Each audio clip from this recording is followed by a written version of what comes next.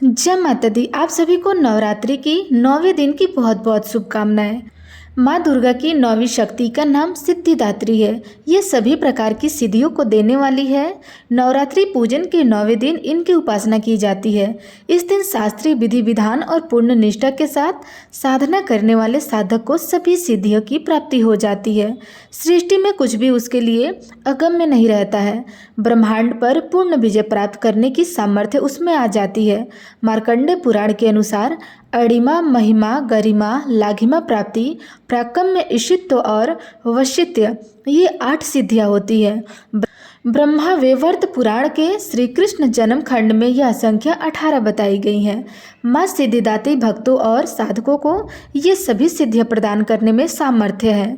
देवी पुराण के अनुसार भगवान शिव ने उनकी कृपा से ही सिद्धियों को प्राप्त किया था। अनुकंपा से ही भगवान शिव का आधा शरीर देवी का हुआ था।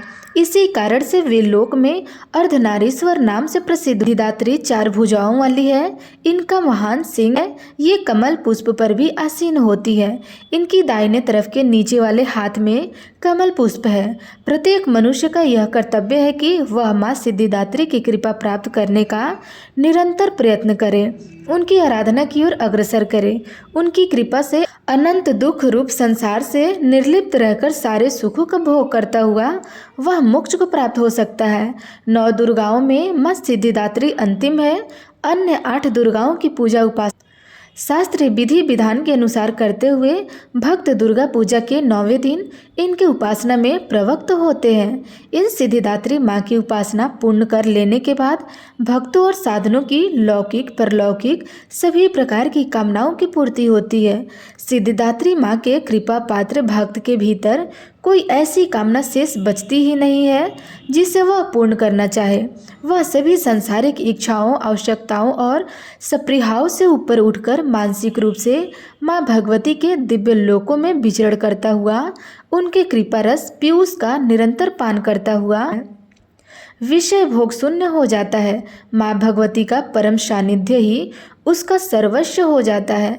इस परम पद को पाने के बाद उसे अन्य किसी भी वस्तु की आवश्यकता नहीं रह जाती है और माँ के चरणों का यह सानिध्य प्राप्त करने के लिए हमें निरंतर नियम निष्ठा रहकर उनकी उपासना करनी चाहिए। माँ भगवती का स्मरण, ध्यान, पूजन हमें इस संसार की अराजकता का बोध कराते हुए वास्तविक परम शांतिदायक अमृत पद की ओर ले जाने वाला है। इनकी आराधना से जातक को अणिमा, लाघिमा प्राप्ति, प्राकम्य, महिमा स्थित सर्व कामाओ शायिता, दूरश्रवण, प्रकामा, प्रवेश, वाक सिद्धि, अमरत्व, भावना सिद्धि आदि समस्त सिद्धियां 9 निधियों की प्राप्ति होती है। आज के युग में इतना कठिन तप तो कोई नहीं कर सकता, लेकिन अपनी शक्ति अनुसार जप, तप, पूजा अर्चना कर कुछ तो माँ की कृपा का पात्र बनते ही है। प्रत्येक सर्वधारण के लिए आराधना योग्य यह श्लोक सरल और स्पष्ट है। माँ जगदम्बे की भक्ति पाने के लिए इसे कंठस्थ कर नवरात्रि में 9वीं के दिन इसका जाप करना चाहिए। या देवी सर्वभूतेषु माँ सिद्धिदात्री रूपेण संस्थिता, नमस्तस्यै नमस्तस्यै नमस्तस्यै नमो नमः। इसका अर्थ हुआ, हे माँ सर्वत्र विराजमान और माँ सिद्धिदात्री के रूप में प्रसिद्ध अम्बे, आपको मेरा बारंबार प्रणाम है या मैं आपको बारंबार प्रणाम करती हूँ। हे माँ, मुझे अपनी कृपा पात्र बनाए रखना। अब आइए सुनते हैं माँ सिद्धिदात्री की व्रत कथा। एक बार भगवान शिव ने भी माँ सिद्धिदात्री की कठोर तपस्या की थी और उन्हीं की कृपा से भोलेनाथ को सभी तरह सिद्धियां प्राप्त हुई। इसी कारण भगवान शिव का एक रूप अर्धनारीश्वर भी कहलाता है, जिसमें वे आधे शिव और आधी शक्ति के रूप में विराजमान है। ऐसी मान्यता है कि माँ सिद्धिदात्री की आराधना के बिना किसी भी देवी देवता की पूजा पूर्ण नहीं होती है।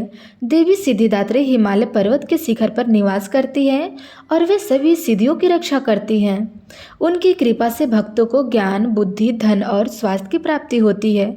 जो भक्त नवरात्रि के 9वें दिन सच्चे मन से माँ सिद्धिदात्री की पूजा करते हैं और उनकी कथा का पाठ करते हैं, उन्हें जीवन में किसी प्रकार की कोई कमी नहीं रहती है। इसके लिए सबसे पहले स्नान आदि से निर्वित होकर साफ कपड़े पहने, पूजा स्थल पर माँ सिद्धिदात्री की प्रतिमा स्थापित करें और माँ के समक्ष घी का दीपक जलाएं और विधिवत पूजा करें। इसके बाद शांत मन से माँ सिद्धिदात्री की कथा का पाठ करें या फिर किसी पुरोहित से सुने। कथा और भक्ति भाव से सुने। कथा समाप्त होने के बाद माँ की आरती करें और उन्हें भोग अर्पित करें। अंत में पूजा में हुई गलतियों के लिए क्षमा याचना करें। जो लोग ऐसा करते हैं माँ की कृपा से उनके सभी कष्टों का अंत हो जाता है। तो प्रेम से बोलिए माँ सिद्धिदात्री की जय।